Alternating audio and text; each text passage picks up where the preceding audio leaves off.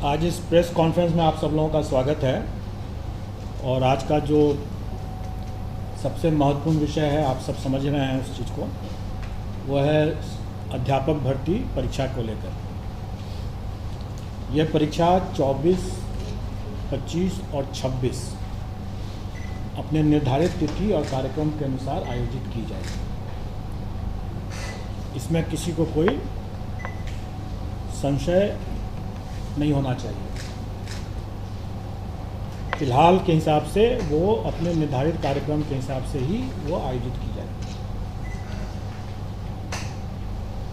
जो भी अभ्यर्थी इसमें आवेदन दिए हैं वो सभी के सभी इसमें भाग लेने के लिए अधिकृत हैं, वो भाग ले सकते हैं। आप सब लोगों को जानकारी दे दूं कि हम लोग परीक्षा के स्टेज पर हम किसी भी अभ्यर्थी की पात्रता या उसकी पात्रता नहीं है, इसकी जांच नहीं करते हैं। स्व घोषणा आधारित वो जो भी अपना तथ्य आवेदन में दिए हैं, हम उसको स्वीकार करते हैं और उसके हिसाब से हम उसे परीक्षा में भाग लेने के लिए अनुमति देते हैं, एडमिट कार्ड इशू करते हैं। और एक बार जब उनको एडमिट कार्ड इशू हो गया तो वो परीक्षा में भाग ले सकते हैं। और डॉक्यूमेंट वेरिफिकेशन का जब स्टेज आता है उस समय हम चेक करते हैं कि वो जो दावा किए हैं कि वो योग्य हैं, पात्र हैं, उसके बारे में उनके डॉक्यूमेंट वेरिफिकेशन के समय में हम चेक करते हैं। अब यहाँ पर आप लोग जरूर पूछेंगे और सब लोगों को ये संशय है कि बीएड वालों के केस में स्पष्ट कुछ होना चाहिए कि स्थिति क्या है। देखिए, आप लोगों ने माननीय सर्वोच्च न्यायालय का जो आदेश देखा होगा, उसके पेज 45 में के अंतिम पैरा में स्पष्ट लिखा हुआ है कि राजस्थान गवर्नमेंट ने बीएड अभ्यर्थियों से आवेदन नहीं लिया, उनको रोक दिया आवेदन देने से। ये गलत हुआ क्योंकि उस समय एनसीटीई का जो गाइडलाइंस था वो प्रभावी था, और जब तक गाइडलाइन प्रभावी है तब तक उसको मानना राज्य सरकार को था। और इस दृष्टिकोण से माननीय उच्च न्यायालय राजस्थान हाईकोर्ट और माननीय सर्वोच्च न्यायालय ने दोनों ने ये कहा कि राजस्थान गवर्नमेंट ने ये गलत किया, उनको आवेदन लेना चाहिए था बीएड अभ्यर्थियों से भी। हमारे मामले में भी वही बात लागू होता है।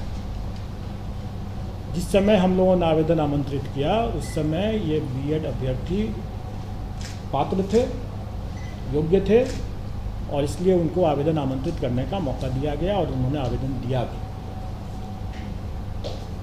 उसी में आगे माननीय सर्वोच्च न्यायालय ने यह भी आदेश दिया है कि ये एक एस्टैब्लिश प्रैक्टिस है, सेट प्रिंसिपल्स ऑफ लॉ है कि कोई भी वैधानिक संस्था द्वारा कोई एक वैध विधिवत कोई एक आदेश निर्गत होता है तो वो तब तक प्रभावी होता है जब तक कि वो रद्द नहीं हो जाए किसी कोर्ट के आदेश से या किसी अन्यथा।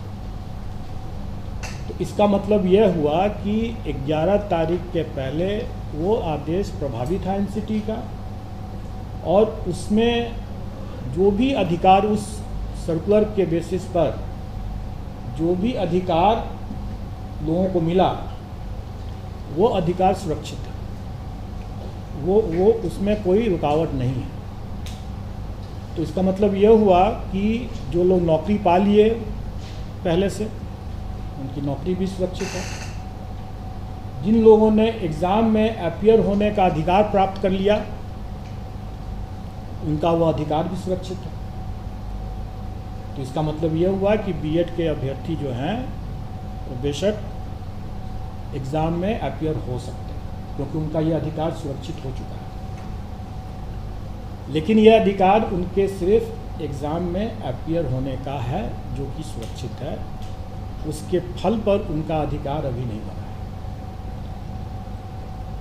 परीक्षा फल के अधिकार के बारे में इसमें हमारे विज्ञापन में भी ये अंकित है कि कोई भी निर्णय एनसीटी के परामर्श से जो राज्य सरकार जो निर्णय करेगी वही मान्य होगा,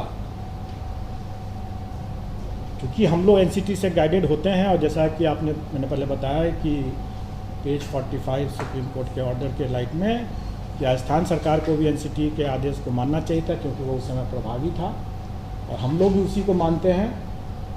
और एनसीटी का गाइडलाइन जो भी रहेगा, राज्य सरकार का जो भी उस पर जो निर्णय होगा वही अंतिम निर्णय हो, वही मान्य होगा। ये सबको मानना है। तो इसके संबंध में जब स्थिति आएगी कि परीक्षा फल के संबंध में कि उनकी पात्रता बनती है कि नहीं बनती है, इसके संबंध में जो भी निर्णय होगा वो उस समय उसके परीक्षा फल को प्रभावित करेगा। अब एक जैसा आप लोगों ने पाया ही होगा कि माननीय सर्वोच्च न्यायालय ने राइट टू एजुकेशन को राइट टू क्वालिटी एजुकेशन भी माना है। स्वाभाविक है, और आप सब लोग अवगत हैं कि राइट टू लाइफ, जीवन का अधिकार, ये शिक्षा के अधिकार के पहले से ही हमारे संविधान में जीवन का अधिकार जो है एक मौलिक अधिकार के रूप में पहले से उपलब्ध है। और माननीय सर्वोच्च न्यायालय ने ही अपने पूर्व के बहुत से आदेशों में इसको विस्तारित करके ये भी कहा है कि राइट टू लाइफ जो है वो right to live with dignity को भी उसमें ऐड किया है। और ये अधिकार जो मौलिक अधिकार है जो कि राइट टू एजुकेशन के पहले से है। जैसा आपने अभी देखा कि during the currency of the circular, मतलब जो जब तक एनसीटी का वो सर्कुलर वैलिड था तब तक जो अधिकार मिल गया कैंडिडेट्स को, वो अधिकार सुरक्षित होना चाहिए। तो मेरा ये व्यक्तिगत ओपिनियन है, अभिमत है कि जीवन का अधिकार जो उन्हें मिला कि हम बीएड करके ब्रिज कोर्स के रास्ते से हम अपने इस अधिकार का पालन कर पाएंगे, इसकी पूर्ति कर पाएंगे, अपना आजीविका अर्जित कर पाएंगे। ये अधिकार जो मुझे मिला, ये अधिकार वर्तमान में शायद उसका हनन हो जा रहा है। तो अगर कोई अभ्यर्थी,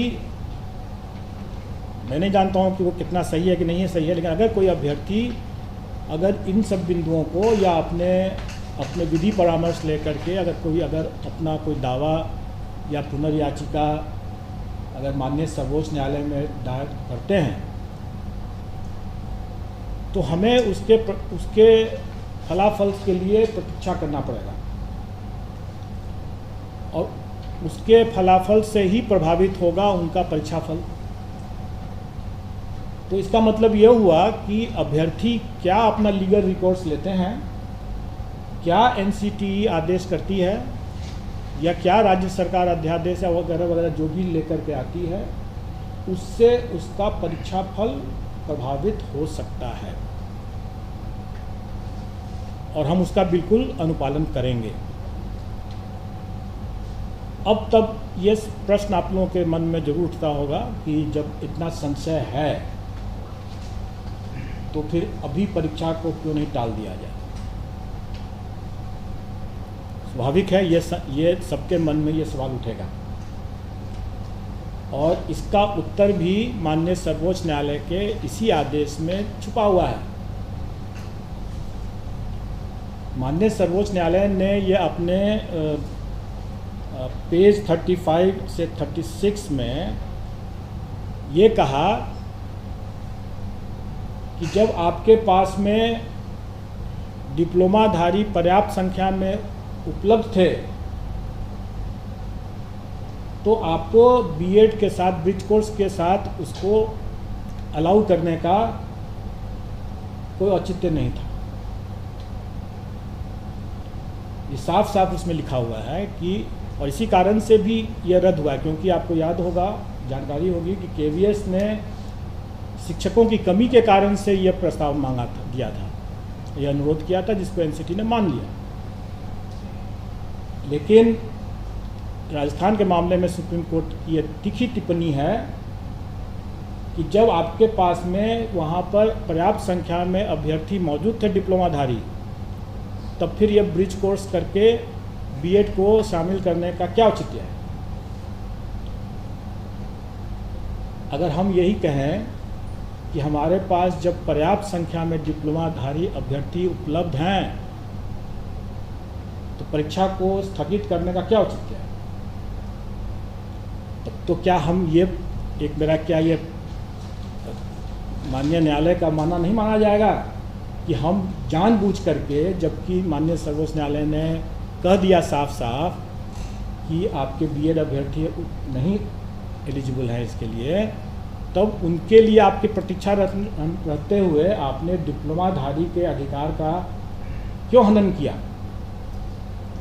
इसलिए हम डिप्लोमाधारी के अधिकार का हनन नहीं करेंगे, माननीय सर्वोच्च न्यायालय के अवमानना का भागी नहीं बनेंगे।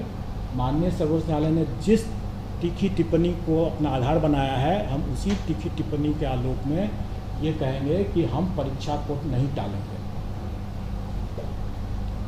हम डिप्लोमाधारी हमारे पास पर्याप्त संख्या में हैं, 3,80,000 से ज़्यादा हमारे डिप्लोमाधारी प्राथमिक शिक्षक के लिए अभ्यर्थी हैं। कई ऐसे बीएड वाले भी हैं जो कि डिप्लोमा भी प्राप्त किए होंगे, लेकिन उन्होंने शायद अपना बीएड ही लिखा होगा। हमारी वैकेंसी से रिक्ति से 5 गुना ज़्यादा अभ्यर्थी मौजूद हैं। हम कभी भी इसको इग्नोर नहीं कर सकते हैं, इस तथ्य को, खास करके माननीय सर्वोच्च न्यायालय के इस तीखी टिप्पणी के आलोक में, और हम इसको परीक्षा को कोई पोस्टपोन नहीं करेंगे। तो ये तो बहुत स्पष्ट बात हो गई, और मैंने बता दिया कि बीएड अभ्यर्थी भी भाग ले सकते हैं क्योंकि ये उनका अधिकार सुरक्षित हो चुका था, लेकिन उनका परीक्षा फल प्रभावित होगा उनके खुद अपने लीगल रिकॉर्ड्स को देखते हुए कि वो क्या पुनर्विचार याचिका दायर करते हैं या नहीं करते हैं, या एनसीटी या राज्य सरकार क्या निर्णय लेती है।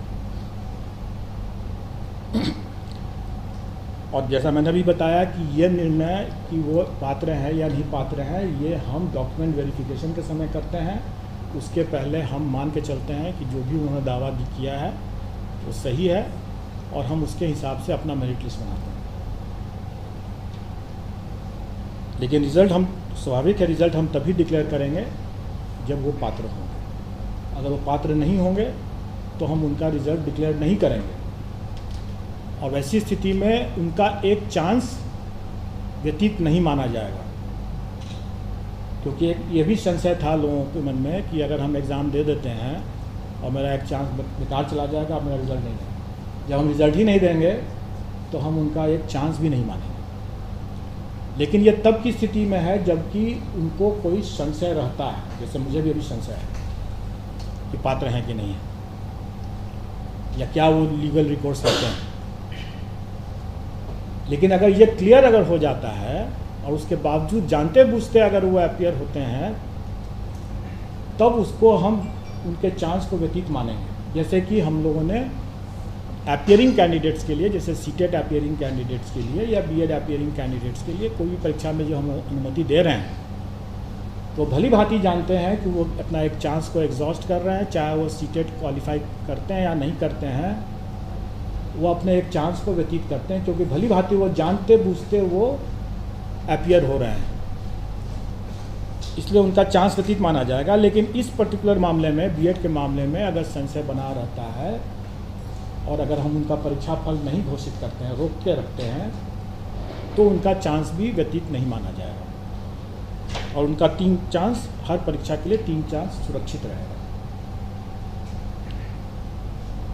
ये तो अब मैंने जो बता दिया, जो आए दिन लोग तरह तरह के अटकलबाजी लगाते हैं, और एक तरह से जो अभ्यर्थियों के शुभचिंतक हैं वो बेसिकली रक्षा में हत्या कर रहे हैं, क्योंकि जो उनका मन अगर विचलित है तो परीक्षा में कैसे पढ़ेंगे। स्वाभाविक है। आए दिन हम लोगों के पास में यह भी एक अनुरोध आते रहा है कि भाई ये पहली बार ये परीक्षा हो रही है इसके क्वेश्चन के पैटर्न, इसके स्टैंडर्ड्स, इन सब चीज़ों का कोई पूर्वोदाहरण नहीं उपलब्ध है। तो हम तैयारी करने में थोड़ी कठिनाई हो रही है, इसलिए इसमें से नेगेटिव मार्किंग को हटा दिया गया। इस पर सरकार का भी अनुरोध है और कमीशन ने इस पर विचार करते हुए इस बार के लिए नेगेटिव मार्किंग को हटा दिया है। तो जो चूँकि हमारे क्वेश्चन पेपर्स पहले से मुद्रित हो चुके हैं, उसमें लिखा हुआ होगा कि नेगेटिव मार्किंग भी है, लेकिन अभी तक हम लोगों ने, चूँकि इसी ऊहापोह की स्थिति बनी हुई थी हमारे यहाँ भी कि इसमें नेगेटिव मार्किंग रखा जाए कि नहीं रखा जाए, इसलिए हमने अभी तक बताया भी नहीं था कि कितना नेगेटिव मार्किंग होगा। तो हमारे कमीशन ने विचारपूर्वक निर्णय लिया है कि नेगेटिव मार्किंग इस बार की परीक्षा में पूर्वोदाहरण या दृष्टांत नहीं बनने के शर्त पर इसको इस बार